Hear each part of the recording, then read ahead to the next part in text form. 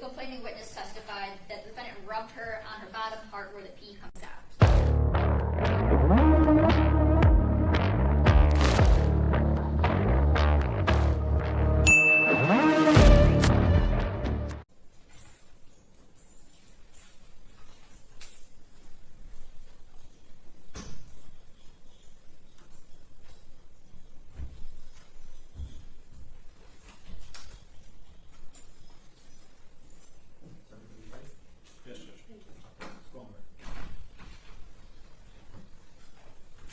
Good morning, everyone. We're calling cases 24-002-236, 24-006-232, 25-000-218, and lastly 25-000-241. These are all in the matters of People versus Jarvis Butts. I apologize, I believe I missed one. There's also file 25-004-478. Can I have appearances? Let's start with the prosecutor. Good morning, Your Honor. Tina Ripley on behalf of the people, P83688. And good morning, Your Honor. Matthew Makepeace also on behalf of the people, P82796. Defense. Good morning, Your Honor. Neighborhood Defender Service by Cheryl Quick, P83973 on behalf of Jarvis Butts, together with co-counsel Ken Riggins and Lauren Butler. And good morning, Your Honor. Good morning to your staff. Neighborhood Defender Services by Ken Riggins, P82125 on behalf of Mr. Jarvis Butts. Good morning, Your Honor. Lauren Butler, P88126, also from Neighborhood Defender Service on behalf of Mr. Butts. Thank you. Mr. Butts is also joining us in court. Mr. Butts, your name, please. Jarvis Butts. All right, thank you. You can all have a seat. All right, attorneys, thank you for your patience this morning. We did have a relatively short chambers conversation about these cases this morning. And just to briefly summarize defense, you intend to raise an issue with regard to some outstanding discovery on the case ending in 218, which has the homicide charge. Is that accurate? That's correct, Judge. All right. It's also my understanding that there are two motions to quash filed today. And the parties, the people submitted a written response to those motions to quash. I've had an opportunity to review them. Parties are ready to argue those motions today, correct? We are, Your Honor. Okay. Very good. All right. Well, let's start with the file that Mr. Butts is here to be arraigned on, that being the file ending in 4478. How does he wish to proceed for arraignment purposes? Yeah.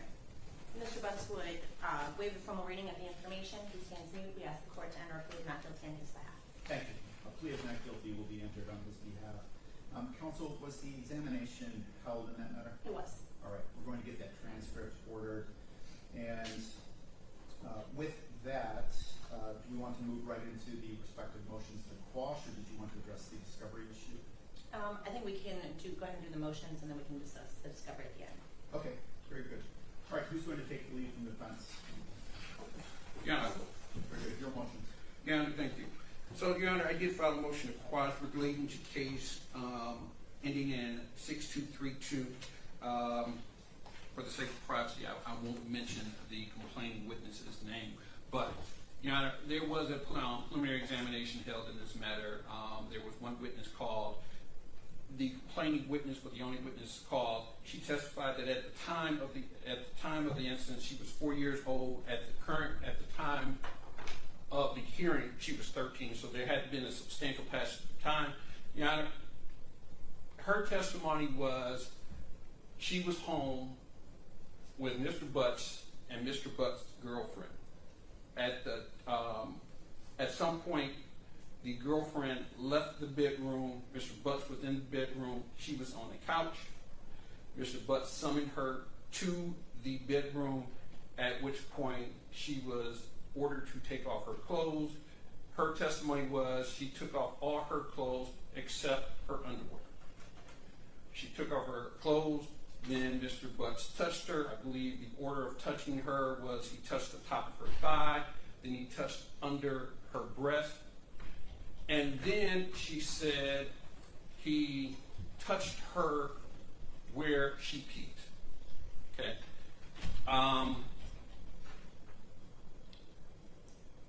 That was the sole testimony of this witness. At the end of the prosecution moved to bind over on an original count of criminal sexual conduct in the second degree and added a count of criminal sexual conduct in the first degree because of the statement of because of the statement of the complaining witness. Your Honor, we believe that is an abuse of discretion.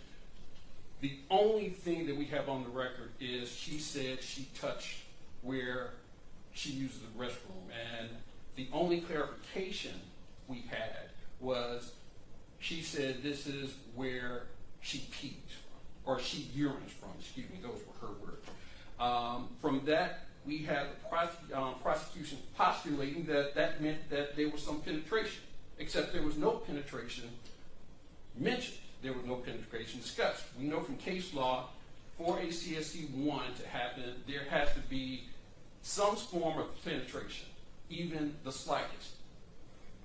Case law also tells us if she testified that he were to force her underwear inside of her, that would be sufficient for penetration. Yeah, we don't have any of that. We never have conversation, or we never have any testimony about her panties being pulled aside. We never have any testimony about her panties being forced in her. We never have any testimony about anyone penetrating her. Now, that is given the fact that she was 4 years old at the time this happened, granted. But at the time of the hearing, she was 13. Surely she could testify. I believe she was asked on direct that she remembered the events, and she said she remembered the events. None of that was testified. I think to say that there was sufficient evidence on the record that says that there was a penetration for the purpose of the CS1 is an abuse of discretion, and we believe that should be dismissed. Thank you. And counsel, your respective motions, they're similar in nature in that you're arguing the issue of whether or not there's sufficient evidence on the issue of penetration on both your motions to quash, correct? Correct. Okay. Do you want to, why don't we have them argued as on the second matter, and then we'll hear one response from the people if you're okay with that? That's fine. Okay. Okay, so this is then with regard to the case ending in 24101, and sorry. Okay, and this is Lauren Butler, P88126 again. Thank you. So first, to overview the facts from that case, I want to emphasize that this is only with regard to one of the two instances described. The complainant described two instances, but only one of them has been charged as first degree. And I am only arguing with regard to that and that particular charge. So at the preliminary exam for that instance that was described, the testimony included wearing panties. So again, that is similar. She never described those being removed. She did not describe any instances of penetration and only described light touching while wearing panties. The prosecution had the burden at the exam of establishing evidence of every element, and that included penetration. And again, the case law is clear on this. In particular, the case I cited in my motion, People v. McNeese, while that is unpublished, it is particularly relevant because it highlights this distinction where it needs to be more than just, it uses very similar language to that used in the exam here with this emphasis on touching the vagina, rubbing the vagina. That's not enough for penetration.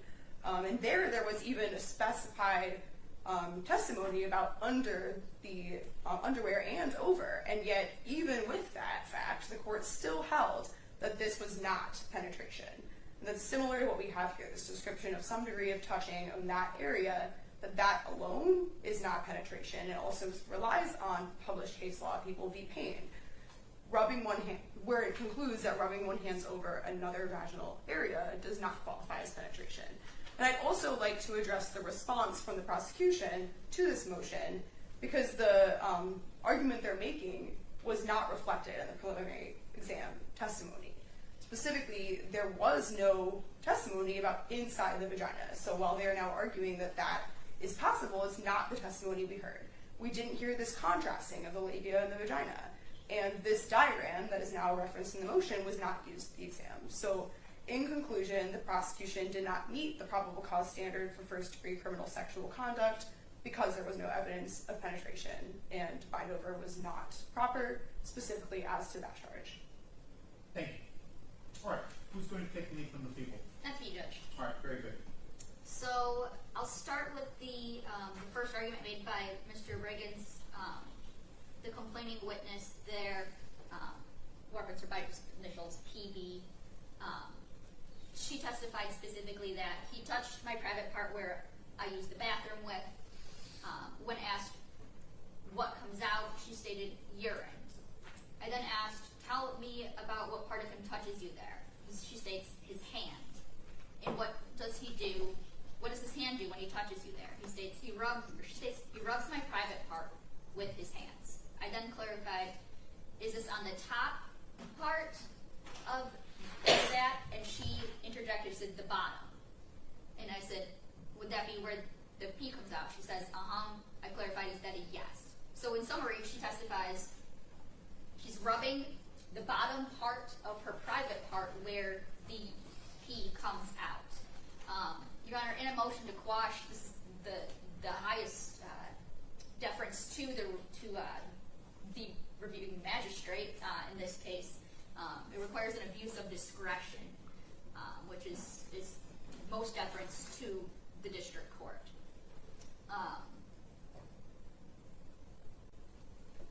Penetration requires any sort of intrusion, however slight.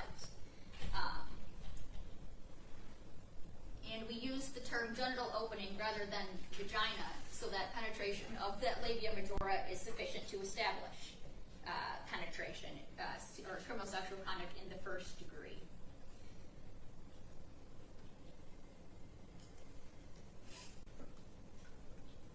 Here, the complaining witness testified that the defendant rubbed her on her bottom part where the pee comes out. When we think about basic anatomy, we know that pee or urine for women comes through the urethral opening. There's a lot of, biological anatomy down there, but we know that the urethral opening is an internal structure that's beyond both the labia majora and the labia minora. So when this complaining witness testifies that he rubbed her bottom part where the pee comes out, she's referring to an internal structure, thereby penetration. The examining magistrate also found that, and said in her ruling, that for a woman to urinate, it's not on the outside of her labia. That's an internal. That would be beyond that. And so she found that it was a question of fact. I don't believe that there's any abuse of discretion by that. I believe that there's satisfactory testimony, at least to a probable cause standard, for that count. And do you want me to go on to the next one? Please. Okay. In the second case, extremely similar. This one is specifically, this complaining witness starts off by saying, you know how somebody would play with you in your sleep, like you would feel them in your ear, like this or something. We don't have what she was demonstrating, but she's playing with her ear. He was doing that to my vagina when I woke up, and I was crying. I stated, all right, when you wake up to feeling something? She stated, yes. I asked, where do you feel something at? She says, at my vagina. And I said, what do you feel at your vagina? Should I feel like somebody's playing with me? Like, I don't know, like somebody's trying to touch you but not wake you up while he's touching you. And I said, what part of him is touching him? How touching you? She said, he's using his hands. She later confronted the defendant about it. He's asked her why I was acting so weird towards him. She said, you don't remember what you did to me? The defendant, looked me dead in the face and said, I don't remember doing that, but if I did do it, then I'm sorry. Again, the reviewing standard is abuse of discretion. And here, similarly, she testified that she felt the defendant at her vagina, that she felt the defendant playing with her, using his hands at her vagina. It's more than just mere contact, mere brushing against a vagina, or just merely touching on top of it. It's an intentional act at her vagina. By stating she felt the defendant's hand at her vagina, she's testifying to penetration. She did not state that she felt his hand on or over her vagina, but rather at her vagina. Again, we look at basic anatomy, Judge. The vaginal opening is beyond beyond or inside both the labia majora and the labia minora.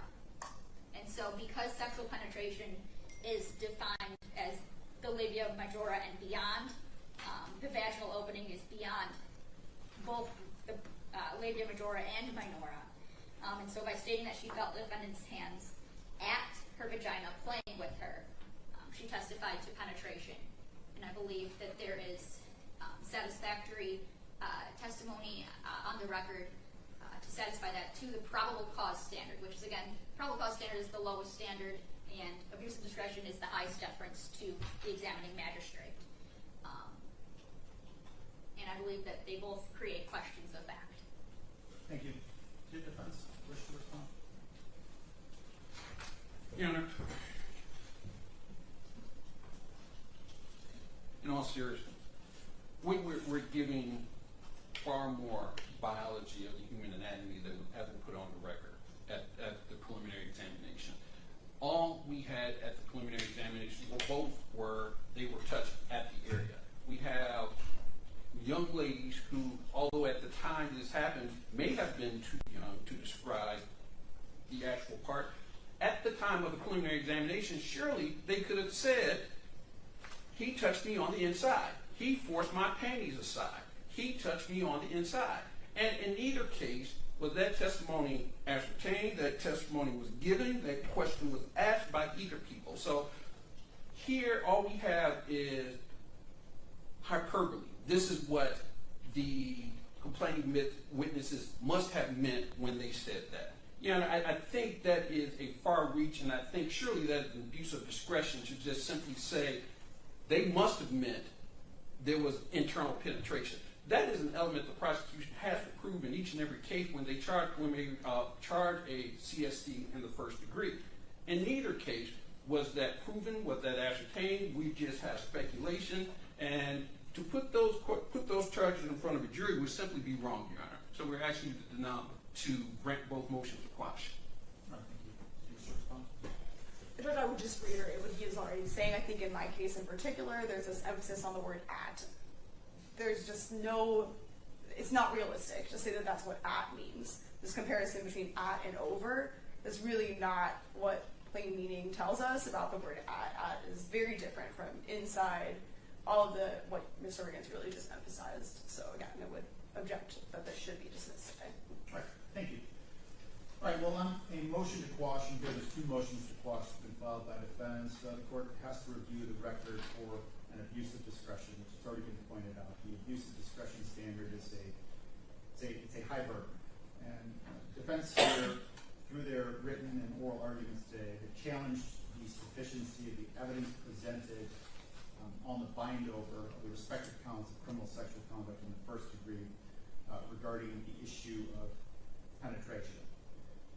So the court has had an opportunity to listen to the respective arguments from the attorneys here today. I've also had an opportunity to review the lower court record, and namely the transcripts. And of course, the prosecution at the preliminary examination has the burden to show competent evidence that probable cause exists on each of the elements of the charged offenses.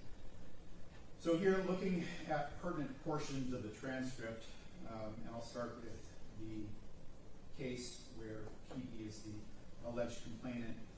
There's a few pertinent portions of that examination transcript, starting on page 58. And it notes line 20, her answer to a question, he touched my private part where I used the bathroom with. Question, okay, and when you use the bathroom, what comes out? Answer, urine. Question, urine, okay, tell me about what part of him touches you there. Answer, his hand. Question, on the following page, okay, and what does his hand do when he touches you there? Answer, he rubs my private part with his hands. Question, okay, was this, so when he's rubbing your private part with his hands, is this on the top part? Answer, the bottom. Question, the bottom part, okay? Answer, yes. Question, okay, and is that would be where the pee comes out? Answer, yes. With regard to the file where the alleged complainant is AD, I'm directing the attorney's attention to the pertinent portion of the testimony on this issue of penetration, page 83, line 14.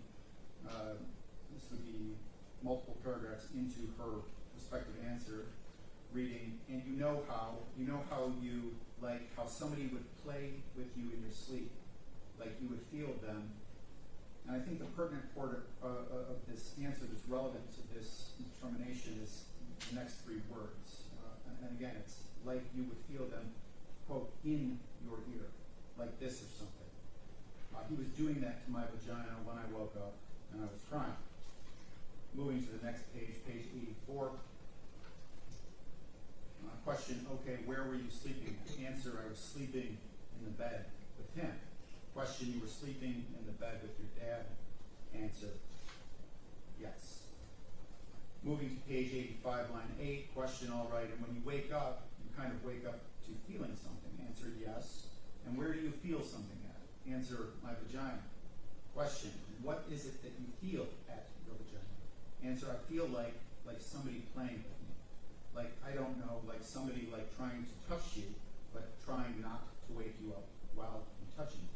Question, okay, do you know what part of him he is using to touch you? Answer, he's using his hands. So sexual penetration is defined, and that's defined under 75052-0AR, as sexual intercourse, cunnilingus, fellatio, anal intercourse, or any other intrusion, however slight, of any part of a person's body or of any object into the genital or anal openings of another person's body, but emission of semen is not required. And here, based upon my review of the lower court's record and testimony utilized in making the finding of a decision, I think based upon the testimony that I just read in the record verbatim, the examining judge did not use her discretion in binding over on respective counts of criminal sexual conduct in the first degree. I think there was sufficient evidence presented on each of the elements, and specifically the element of penetration in both files, to uphold the bind over, and attorneys are going to respectfully deny the motions to quash. All right. So attorneys, we have a couple of other issues to discuss. In defense, would you like to get into the discovery issue that Sure, was noted earlier? I can take that up. So one of the largest pieces of evidence is the CSLI that was used at the preliminary examination, which the prosecutor posits puts Mr. Butts at the scene of where certain pieces of evidence were located. And so we're clear, counsel, you are moving into the file ending in 218, correct? Yes. Okay, thank you. Apologize. Thank you. That's okay. Back on February the 6th, Mr. Riggins reached out to the people and alerted them that our expert to review it, we needed what's the Celebrate UFED, basically the underlying data that is pulled, not the report that is generated from Celebrate. What was the date that was put on notice? February 6th. February 6th. Okay, Yes. so just about 6 months ago? Correct. Okay. And then we received a response back on the 14th from the people saying that they would work on it and get back to us. We received another response on the 28th that they were looking for the files, essentially discussing that it's a huge amount of data that has to be transferred. And then we followed up, it was sometime later, and the next response I have is from May 28th, that there would be follow-up with the right person at DPD. They would get back to us. So we've been in communication with the people about this for this entire time. There's no surprise that we've been asking for it. And the response has generally been either that the DPD has it and they're working on transferring it, or that it's taking a really long time to do because the data is so great. They have to basically go through three different, they have to take it from a hard drive onto another thing that can be transferred, put it on ours, and then they can send it to us. And as of this morning, we still don't have it. We are less than 2 months out now from trial, and given this is a huge amount of data, we have to have our expert look at it. We are very concerned that we don't have it yet. Understood. So we do have trials set in that file. I've got it set for October 6th, so we're just north of 2 months by my math. So Mr. Makepeace, did you wish to respond from the people's perspective? Why has this taken so long when it was put on your notice 6 months ago? Yes, Judge, no, and I'm not disputing the dates or the emails that Ms. Quick referenced and the responses. There was a period of time where we had kind of, because it is an unusual request for the underlying file, they do, for the record, are in receipt of the cell phone forensic extraction reports that are generated, which are the files that are usually turned over. Those are UFDR files. This is the underlying file that comes with that or is generated and then put into a report.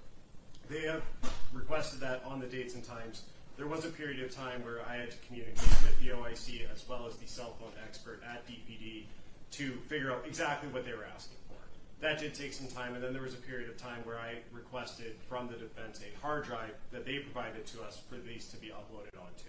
That hard drive, and I don't have the exact date in front of me, was turned over by Mr. Riggins to me. I transported that hard drive to the Detroit Police Department and provided that to the officer in charge of the case, as well as with the understanding that she and the cell phone expert would get together and get this uploaded. That's where I think the biggest delay comes from, is that there was a little bit of a miscommunication to them, between them, on our side of it, which is that one said it was done, one said that the other person did it, and nobody actually ended up doing it. When I went back to pick it up, it wasn't done. At that time, I brought the hard drive back to DPD and said, this needs to be done as quickly as possible. That was within the last month or so. The actual process for them to upload these or get the files onto the hard drive is to take it from a Blu-ray disc or a DVD onto a computer and then onto the hard drive itself. That does take some time, given that there are, I think, 15 or so phone dumps that they've requested these files for, and the amount of information is large. As of this morning, I spoke with the cell phone expert who is in the process of doing this. He states that it will be done middle of this week, Wednesday. And at which point I will myself go to DPD, gather the hard drive, and provide it directly to Mr. Riggins or Ms. Quick or Ms. Butler. Okay, so you believe you will have it to them by the 6th? Yes. Okay, which is exactly 2 months out from our trial date.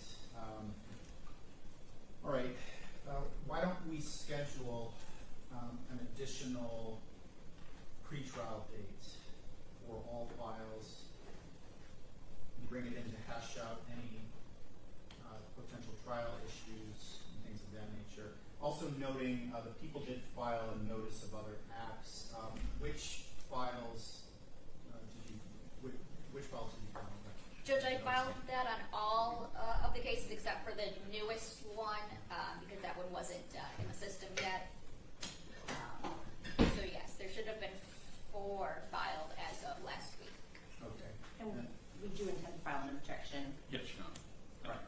Very good. So why don't we schedule a date to hear that? Are you anticipating filing a notice on the case Mr. Butler's arraigned on today? Yes. Yes. Okay. All right. Defense, how much time do you want to respond? 2 weeks. Okay. I apologize. Mr. Riggins is out of the office for one of those next 2 weeks. So if we get a 3.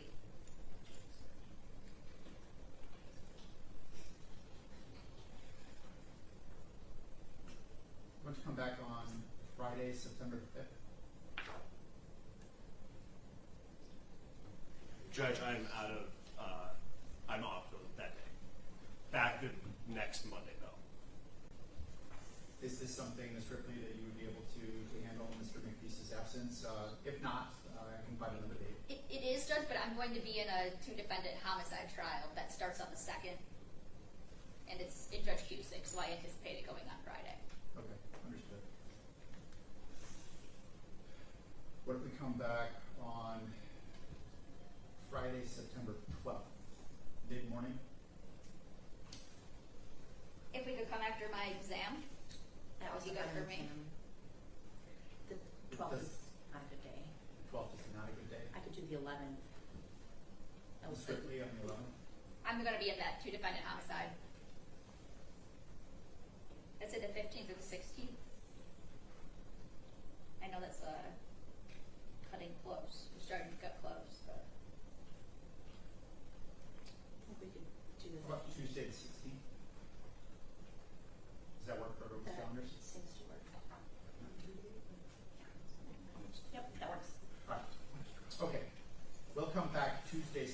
16th to listen to argument on the other acts notice that the people have filed. Let's set that hearing at 10 a.m. All right, were there any additional issues that needed to be talked about or addressed from the people's perspective for today? Judge, no additional issues. As I would in any case, I would just place on the record an invitation for defense counsel to come to our office to go through both paper and digital files to make sure that there are no other surprises. Just placing it on the record, Ms. Quick, Mr. Riggins can communicate with me to set that up. Absolutely. And as noted in Chambers, when we set our October trial date, it was far off into the future. It was far off into the future with the, of course, the intent that all parties would make sure that they're doing everything possible to make sure that this case, or case is, that the trial ready for October the 6th. So, at this point, we've got our trial date, October 6th, and we'll see you for pre-trial date, again, Tuesday, September 6th at 10. Were there additional issues that defense needed to address for today's record? I don't believe so, Your Honor. All right, very good. I thank you all for your time and your patience today. Thank you, To conclude our record. Thank you. Thank you. Thank you.